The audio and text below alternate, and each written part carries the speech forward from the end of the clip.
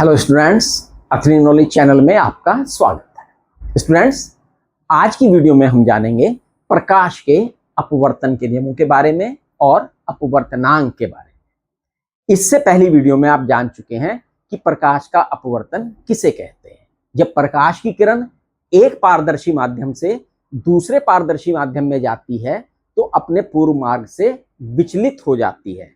इस घटना को ही हमने प्रकाश का अपवर्तन कहा था।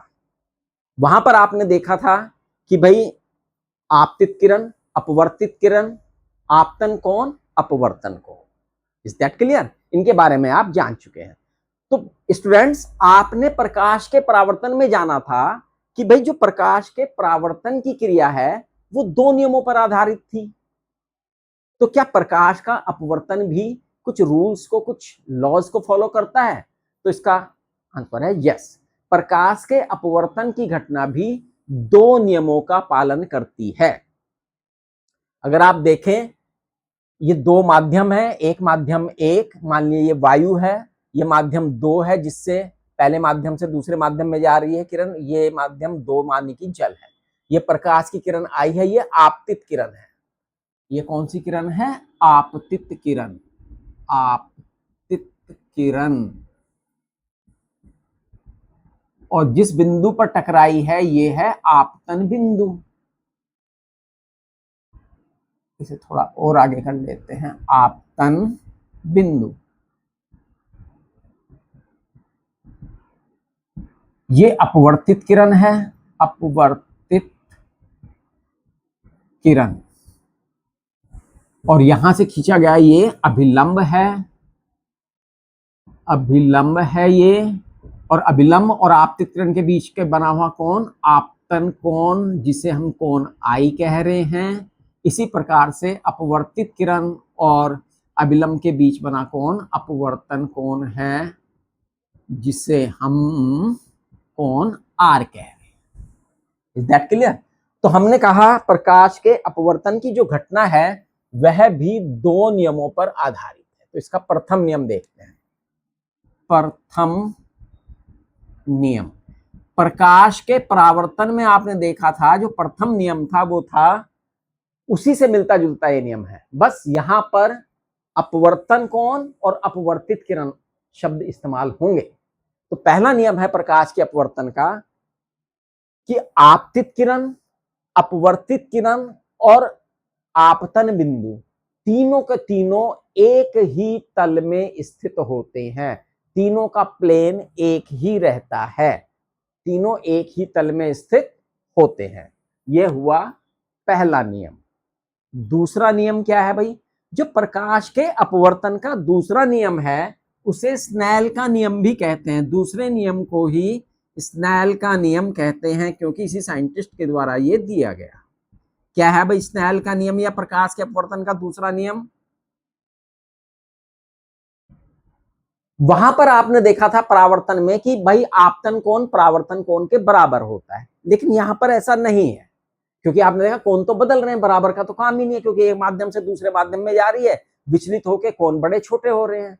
तो यहाँ पे बराबर वाला कॉन्सेप्ट तो है ही नहीं। क्या है यहाँ पर?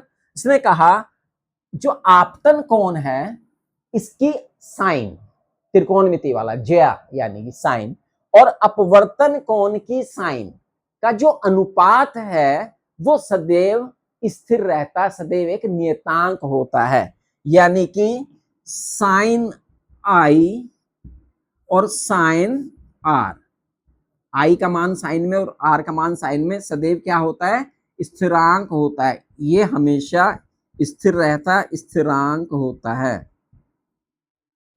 आपतन कोण की ज्या और अपवर्तन कोण की ज्या का अनुपात सदैव स्थिरांक होता है, कांस्टेंट होता है। और इस स्थिरांक को क्या कहते हैं? इसे पहले माध्यम के सापेक्ष दूसरे माध्यम का अपवर्तनांक कहते हैं। जो आपतन कोण की साइन और अपवर्तन कोण की साइन है, यानी साइन आई और साइन आर का मान निश्चित तो है, लेकिन इस निश्चित मान को क्या कहते हैं? इसे कहते हैं हम पहले माध्यम के सापेक्ष दूसरे माध्यम का अपवर्तनांक। पहले माध्यम के सापेक्ष दूसरे माध्यम का, पहला माध्यम हमेशा कौन सा होता है जिसमें प्रकाश की किरण आपतित होती है, दूसरा माध्यम कौन सा होता है जिसमें प्रकाश की किरण अपवर्तित होती है। तो इसे पहले माध्यम के सापेक्ष दूसरे माध्यम का अपवर्तनांक कहते हैं, इसे n से प्रदर्शित करते हैं और 1 न्यू 2 इस तरह से आप इसे बता सकते हैं, पहले माध्यम के सापेक्ष दूसरे माध्यम का अपवर्तनांक, यानी कि साइन आई बटे sine r n is equal to sine i upon sine r, और यह है अपवर्तनांक।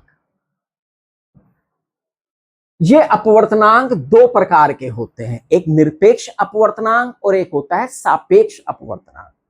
देखो ये तो निश्चित है कि भाई प्रकाश के अपवर्तन की घटना होने के लिए दो माध्यम चाहिए, माध्यमों का एक जोड़ा होना चाहिए कम से कम, पहला माध्यम और दूसरा माध्यम। ठीक, अगर पहला माध्यम जो फर्स्ट माध्यम है वो सदैव या तो वायु है या निर्वात है, दोनों में एक ही बात मानी गई है, हालांकि निर्वात का अपवर्तनांक थोड़ा सा कम होता है वायु की अपेक्षा, लेकिन हम एक मान के चलते हैं। तो यदि पहला माध्यम निर्वात या वायु है, उस माध्यम के सापेक्ष जो दूसरा माध्यम कोई भी है उसके अपवर्तनांक को हम कहते हैं निरपेक्ष अपवर्तनांक, या इसे खाली अपवर्तनांक भी कहते हैं। सपोज कीजिए ये एयर है ए और ये जल है W वाटर, तो यानी अगर मैं इसे लिखना हूं तो एक तरह से लिखा जाएगा ए न्यू W हवा के सापेक्ष जल का अपवर्तनांक, या इसे हम ये लिखेंगे 1 न्यू 2 पहले माध्यम के सापेक्ष दूसरे माध्यम का अपवर्तनांक। और चूंकि हमें पता है ये तो हमेशा क्या है, एयर ही है निरपेक्ष अपवर्तनांक में या अपवर्तनांक में, तो NW भी हम इसे लिख सकते हैं। Is that clear? अब यदि पहला माध्यम वायु या निर्वात से हट के कोई भी है, सपोज कीजिए ये प्रकाश की किरण है, ये यहां पे था जल और जल से जा रही है भाई कांच में, ये प्रकाश की किरण ये आपतित हुई है और चूंकि ये इसके प्रकाशिक रूप से सघन है तो ये आई ये आर, तो भाई इसे हम क्या लिखेंगे, अब यहाँ पे पहला माध्यम क्या हो गया जल वाटर, कांच जी, तो W न्यू जी अलग अलग माध्यम हो गए। तो यदि ये माध्यम वायु के अपेक्षा अलग है, कोई दूसरे माध्यम के सापेक्ष कोई अलग माध्यम है, दोनों अलग अलग माध्यम है, वायु नहीं है उनमें से कोई माध्यम, तब हम उसे कहते हैं सापेक्ष, यानी कि जल के सापेक्ष कांच का अपवर्तनांक, जल के सापेक्ष कांच का अपवर्तनांक W न्यू जी। कुछ बुक्स में इस अपवर्तनांक को लिखने में क्या किया है कि इसे देखो, हम तो कह रहे हैं पहले माध्यम के सापेक्ष दूसरे माध्यम का अपवर्तनांक, तो 1 न्यू 2, कुछ बुक्स में क्या लिखा है दूसरे माध्यम का अपवर्तनांक पहले के सापेक्ष, यानी इस बात को थोड़ा सा, बात तो वही है मतलब तो वही है, तब जब ऐसे लिखा जाता है तो वो N2 इस तरह से लिख के दिखाते हैं, इसका मतलब है दूसरे माध्यम का सापेक्ष पहले के, दूसरे माध्यम का अपवर्तनांक पहले के सापेक्ष। हालांकि थोड़ा घूम के लिखा जाता है, तो ये पैटर्न अपनाइएगा, इस पैटर्न को अपना के आपको इजी रहेगा कि सबसे पहले वही माध्यम लिखना है हमें जिसके सापेक्ष निकालना है, और बाद में वो माध्यम निकला है जिसका वास्तव में अपवर्तनांक है। तो आपको निरपेक्ष अपवर्तनांक और सापेक्ष अपवर्तनांक की बातें समझ में आई होगी।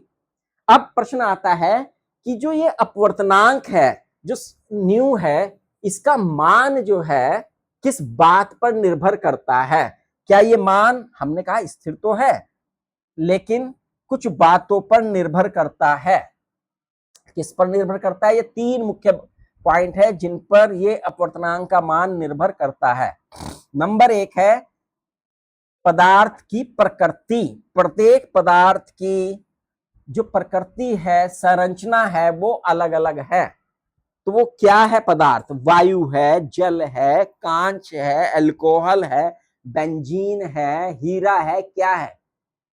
यानी उसकी अलग प्रकृति है। तो एक डिपेंड करता है प्रकाश की प्रकृति पर, दूसरा किस पर निर्भर करता है? प्रकाश की भौतिक अवस्था पे, भाई वो द्रव अवस्था में है, गैस अवस्था में है, ठोस अवस्था में, इन बातों पर प्रकाश ये अपवर्तनांक निर्भर करता है। और तीसरा जो निर्भर है, महत्वपूर्ण है, वो है प्रकाश की तरंग दैर्ध्य पर, यानी प्रकाश के रंग पर। आप जानते हैं प्रकाश का जो है अलग रंगों का मिश्रण होता है। अगर हम प्रिज्म से प्रकाश को गुजारें तो वो 7 विभिन्न रंगों में बट जाता है। गाया है ना, सबसे आधार पर आपको वॉयलेट है, सबसे ऊपर है रेड।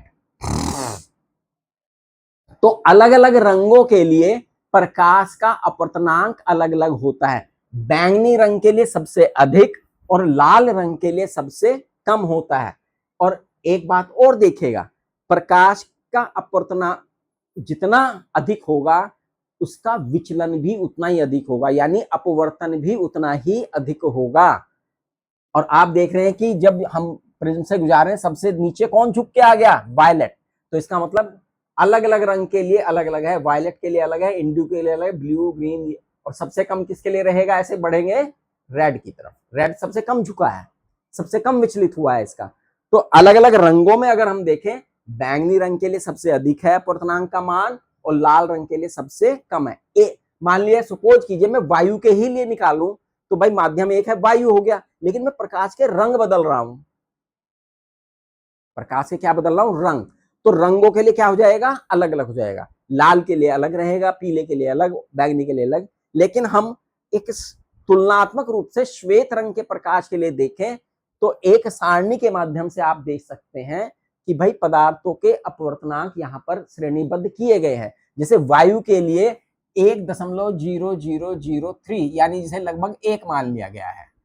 बर्फ के लिए 1.31, जल देखिए बर्फ 1.31 और जल 1.33, जल का अपवर्तनांक बर्फ से अधिक है। अल्कोहल 1.36, मिट्टी का तेल और पानी में देखें, हालांकि पानी और मिट्टी के तेल में देखें तो आपको लगेगा कि यार मिट्टी का तेल तो पानी के ऊपर तैरता है, हल्का है उससे, तो यहां पर यानी उसके द्रव्य संगठन क्या है, नहीं, प्रकाशिक रूप से सघनता देखी जाती है ना, द्रव्य रूप में नहीं। तो द्रव्य रूप में जल जो है अधिक कम सघन है, मिट्टी का तेल केरोसिन जो है अधिक सघन है। और सबसे अधिक अगर आप देखेंगे, सबसे अधिक अपवर्तनांक का मान किसका है, हीरे का। हीरा वो पदार्थ है जिसके लिए प्रकाश का अपवर्तनांक का मान सबसे अधिक होता है, 2.42, यानी इसमें प्रकाश का अपवर्तन सबसे अधिक होता है। इस बात को आप जानेंगे। अब जब अलग अलग माध्यम में प्रकाश का अपवर्तनांक भिन्न भिन्न है तो इसका मतलब है प्रकाश की चाल भिन्न भिन्न है। अपवर्तनांक एक अनुपात ही तो है, तो हम इसका मतलब अपवर्तनांक का संबंध हम प्रकाश की चाल से निकाल सकते हैं। दो अलग अलग माध्यम है, ये माध्यम वायु है, ये माध्यम है जल मान लिया, इसमें प्रकाश की चाल मान लिया v1 है, इसमें प्रकाश की चाल क्या है, v2 है। तो अगर मैं लिखूं पहले माध्यम के सापेक्ष दूसरे माध्यम का अपवर्तनांक होगा तो ये इनके प्रकाश की चालों का अनुपात भी है, तो जाएगा v1/v2, यानी पहले माध्यम के सापेक्ष दूसरे माध्यम का अपवर्तनांक बराबर हो गया पहले माध्यम में प्रकाश की चाल बटे दूसरे माध्यम में प्रकाश की चाल।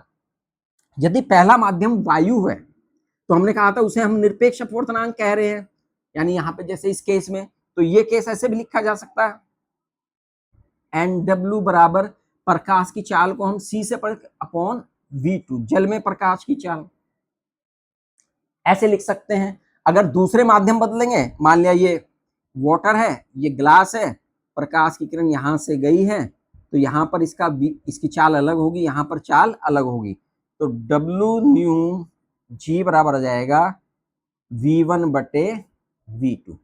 और यदि यहीं पर दूसरे माध्यम के सापेक्ष पहले माध्यम का अपवर्तनांक पूछ लिया जाता तो यानी कि अब चीजें बदल गई, अब प्रकाश की किरण दूसरे के सापेक्ष पहले का पूछा गया, अब प्रकाश की किरण पहले से दूसरे में, तो ये भी पलट जाएगा, ये हो जाएगा V2/V1। तो इस प्रकार से हम प्रकाश की चाल और अपवर्तनांक में संबंध स्थापित कर सकते हैं।